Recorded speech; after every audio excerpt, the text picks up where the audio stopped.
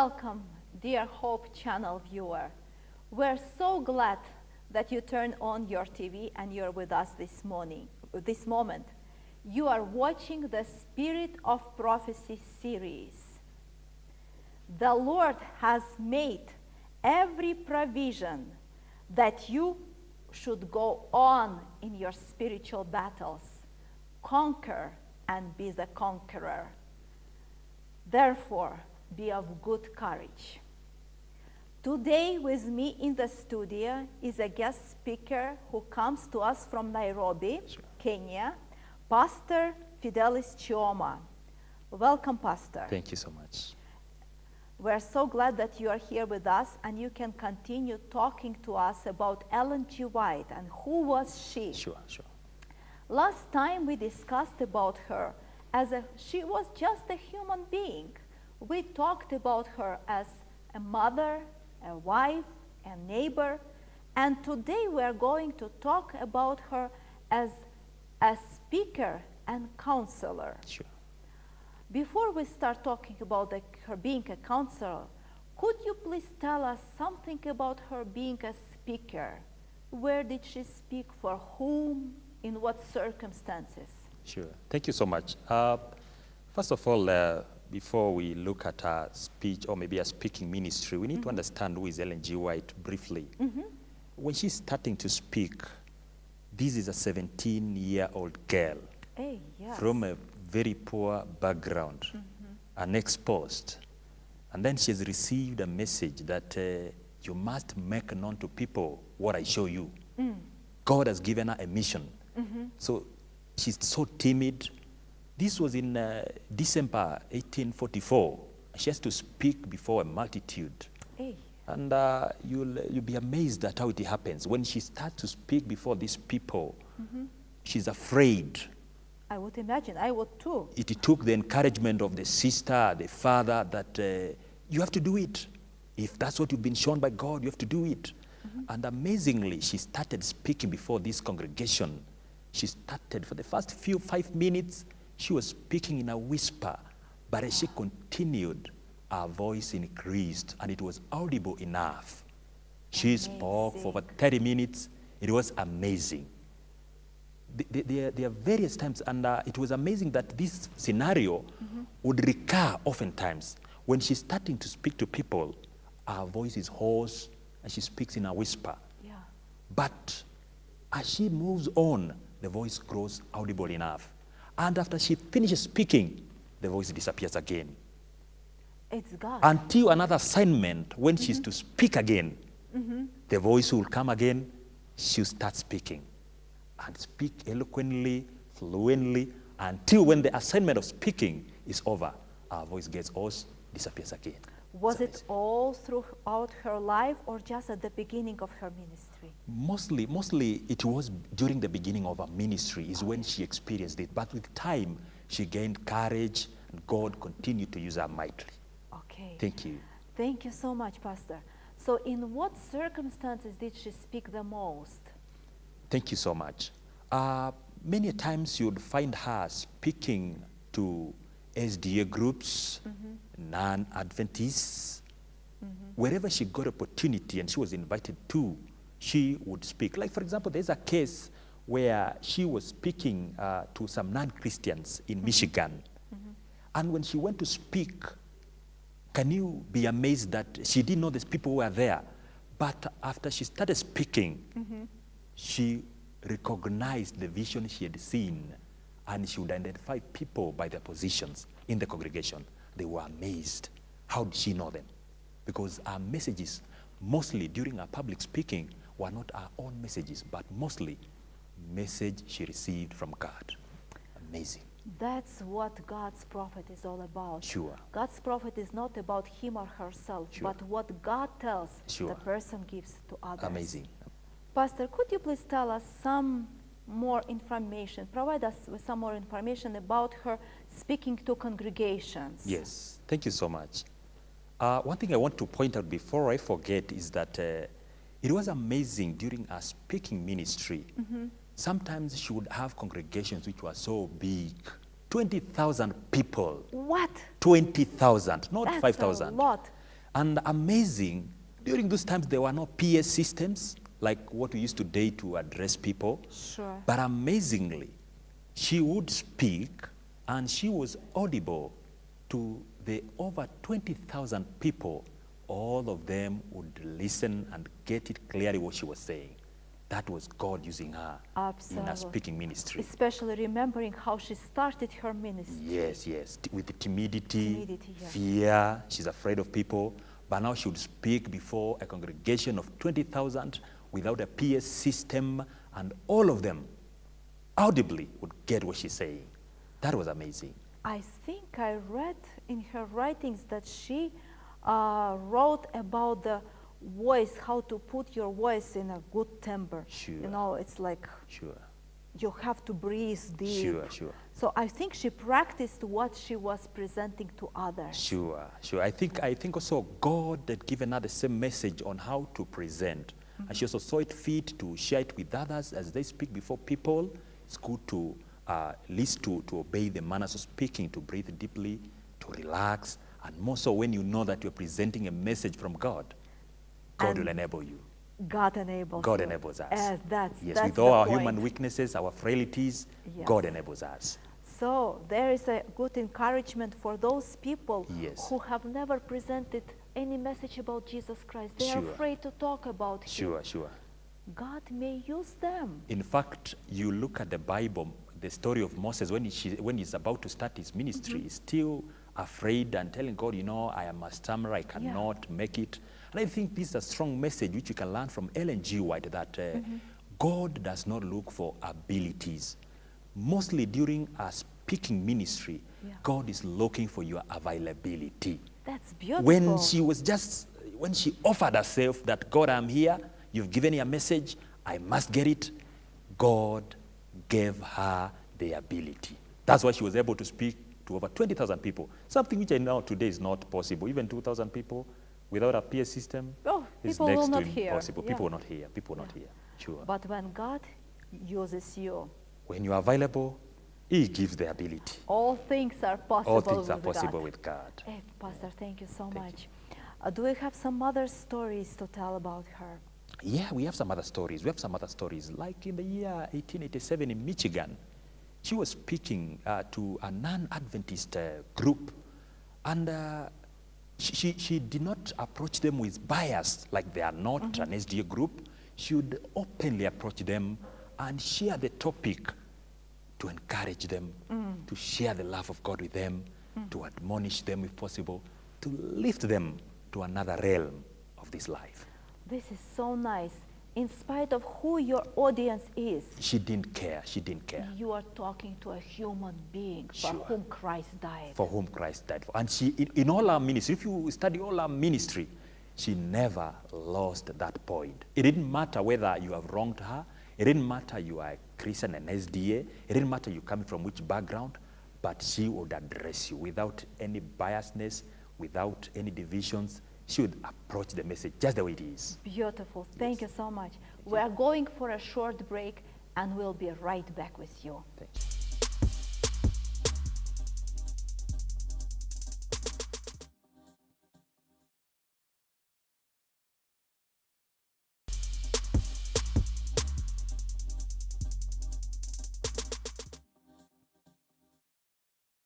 We're so glad that you didn't turn off your TV, but you're still with us. And we're talking about Ellen G. White as a speaker. Pastor, you presented to us her as the person who would present the message in spite of who you are. Sure, God that is. loves everyone. God loves everyone. Could you please tell us some of the topics that she mostly spoke of? Thank you so much. That's a very good question. Basically, when you look at her message, some of the topics she liked to engage on were, one, issues to do with our salvation, mostly our relationship with our Jesus or with our God. She also liked to speak about health messages. How should we keep our bodies? Health messages. She also liked to speak about family, well, the family life. Yes. Family life. She would address families because I think she was convinced that unless we have functional families, our relationship with God is messed up. Because the family on this earth Yes, represents the represents, family of yes, God the family and of us. God. So it must start from the families, the family unit, goes to the church. It reflects what relationship we have with our God. Sure. Beautiful. Health, spirituality. Spirituality, Yes. family life. Yes. These were her beloved topics. Beloved. And I'm sure she spoke about many other. Many others, many others. In fact, if we are to enumerate them, there are so many. There are volumes and volumes and volumes. Yes. You're talking about health message. I Yes. remember when she was in Norway, in Yes. Europe, Yes. because European population at that time liked to drink alcohol. Yes, And yes. they quite Yes. drank a lot, A if lot, to say. yes. Sure. And she was addressing a topic of temperance. Temperance. And mostly for non-Seventh-day Adventists. Yes. And it was the beloved topic of people. They like to come and listen to her. Yes. Yeah. I think looking at that message at that particular time, why they would like to come to listen to her is because, one, she was not sharing with them the message to condemn them. I think that's one clear point. She was not condemning them, That is beautiful but said. just to lead them to understand the effects of alcohol to their bodies, to lift them to another sphere of life.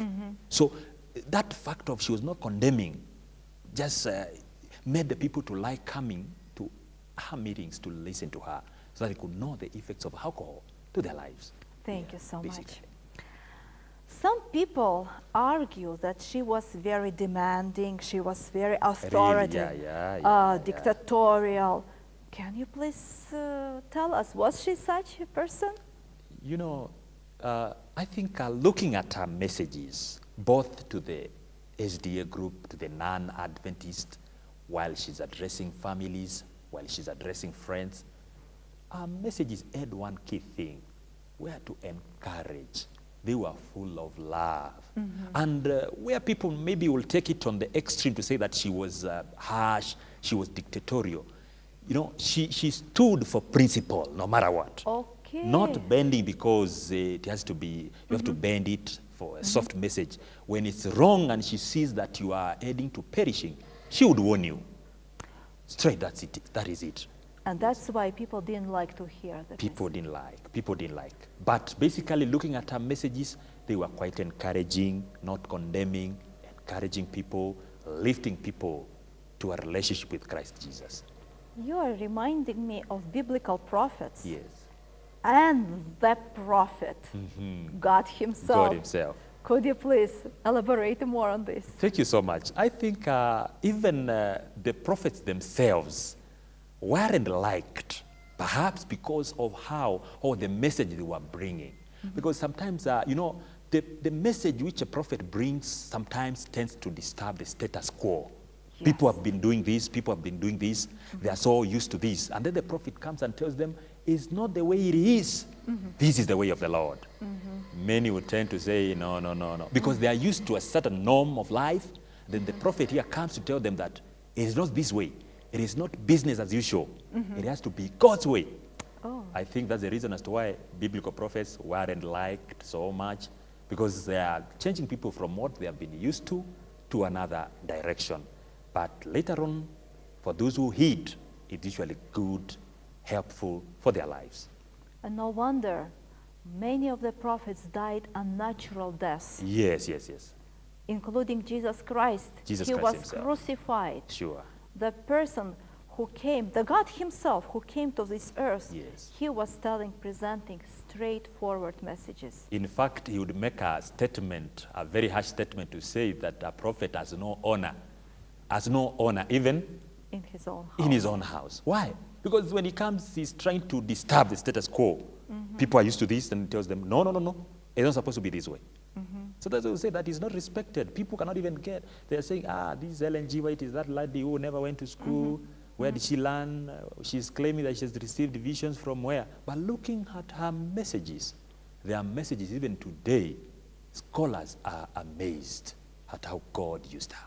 150 years later. 150 years later. Some statements she made on health. Doctors, medics today are amazed that 150 years earlier, she would see some things which they are verifying is true today. Some warnings she gave, even before science discovered, Sure. are being verified that today they are true. It's amazing. It's amazing. It's really amazing. And also you're reminding Pastor to me right now about educational issues Yes, educational issues. that she presented. Yes. And today, modern time universities, secular universities in some countries, Yes. I'm not mentioning the countries Yes. right now, they're picking up one of her book, Yes. Education, Education and presenting in their classrooms as the textbook. as a textbook. A very excellent book. What she wrote, what she saw, the revelation she got, and penned that book down, those issues are very relevant to the 21st century Christian and even non-Christian. Everyone. Helpful, Absolutely. because some of the things she saw then, peer pressure, Oh, influence, music, are that's the things. issues we're talking Those are about the issues we are every talking every about day, every yeah. day, every day. Yeah. Sure. But she addressed them then. Any keen person who takes that book, reads it, will be helped in this world and also prepared for the life to come. Sure. So may I call her a messenger of love, even though love is it's a Yes. difficult word to use in this context? Yes, yes. I think that's not a strong word to use. In fact, it fits so well. Because if it was not of love, she would not warn people. If it was not of love, she would not have spent all those tireless hours penning down. Or In presenting fact, oral. Or presenting, even speaking. Sometimes she would be sick, frail, and she would have to be assisted to get to the podium or to the pulpit to speak. She would write nights. People were sleeping, she's writing. So I will call her, I will second it to say that she's a messenger of love. All her messages are filled with love. Because you care about another person. You care about another person? Even, it's like a parent, mother Yes. is giving some kind of this to the children, child. to the child. Because the child misbehaves, because the mother loves the child. Yes, and I think she's more than a mother, that she never even spoke to her own children or her relatives. She speaks even to me hundreds of years later. She will speak to somebody who will be born some years later, and the message, the same message which was applicable 150 years It's ago, still relevant today. very relevant even today. Thank you so much. Thank you so much. We're taking another short break, and please come back again. We'll be with you.